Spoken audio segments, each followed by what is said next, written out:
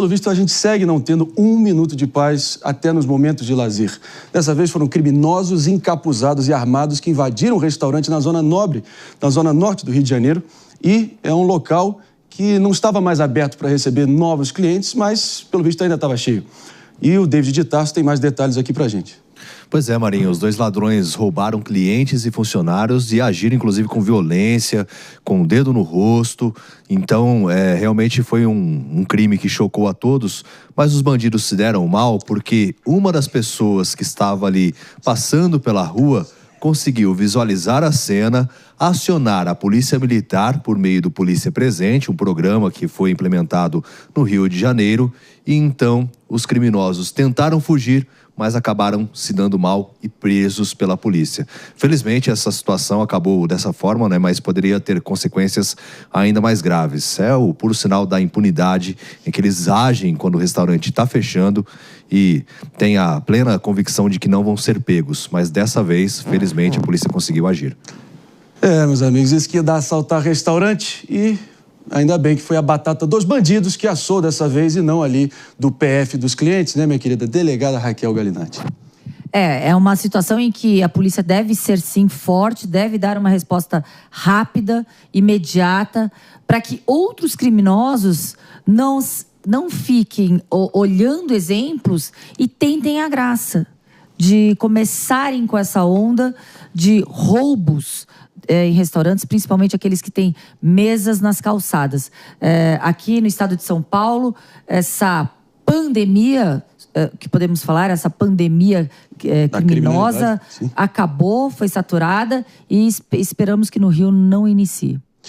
Mano Ferreira, sua reação? Eu acho que é difícil não, pelo menos, comemorar o desfecho, por mais que seja mais um caso, mais uma instância, mais um momento de tensão, de impotência e aquela sensação que tudo poderia ser perdido por gente que não tinha nada a ver com essa situação.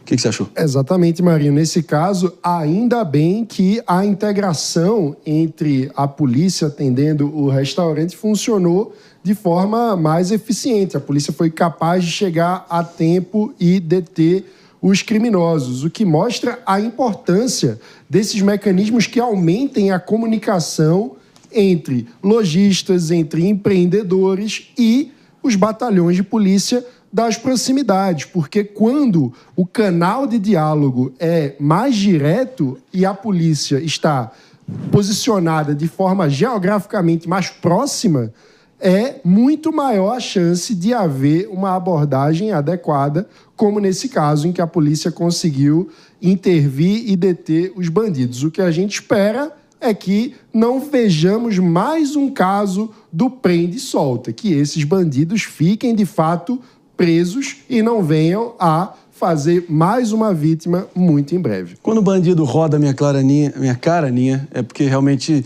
dá aquele recado inequívoco, né? Claríssimo, de que não vai ser tão fácil. E se eles rodarem, não vai ser tão fácil sair. Mas aí que mora o problema, é que o Mano foi muito certeiro ao rememorar, porque a gente jamais pode perder de vista a porta giratória do nosso sistema prisional, o falso humanismo que acaba gerando esse grau de reincidência criminoso, com perdão do trocadilho, que é talvez um dos maiores vexames que a nossa sociedade brasileira presente tem que aturar e ficar refém. Você concorda? André, eu concordo, mas eu acho que dentro da atual conjectura que a gente tem, sim, o fato deles serem presos, deles serem pegos, de alguma forma é educativo. Claro. Porque nós temos visto tanta questão de impunidade, tanta gente que tem mandado de prisão em aberto, não consegue ser capturada pela polícia, que quando a gente vê casos como esse, e a gente noticia, e isso é muito importante, de alguma forma cria um mínimo receio dentro da cabeça desses criminosos de que eles não podem simplesmente entrar dentro de um restaurante, fazer o que bem entendem com as pessoas que estão lá dentro e simplesmente achar que eles vão sair andando pela porta da frente com tudo que eles roubaram. É sim muito importante a gente reclamar dessa questão do prende e solta, mas a gente tem que enaltecer a atuação da polícia e a gente tem que deixar claro que não é sempre que a notícia é ai, a pessoa se safou, ai, a pessoa se deu mal. Os bandidos se dão mal também. E eles têm que saber disso para pensar 2 vezes antes de querer cometer crimes. Eu tenho minhas dúvidas se os bandidos se dão mal ou não, viu, Aninha? Porque à medida que você prende um bandido, aí logo na sequência, muitas vezes ele é liberado. Primeiro que os policiais que estão registrando a ocorrência, é uma inversão de valores total. Concordo com você, mas é melhor do que eles simplesmente não serem nem capturados, entendeu? Sim. Olhando por esse ângulo...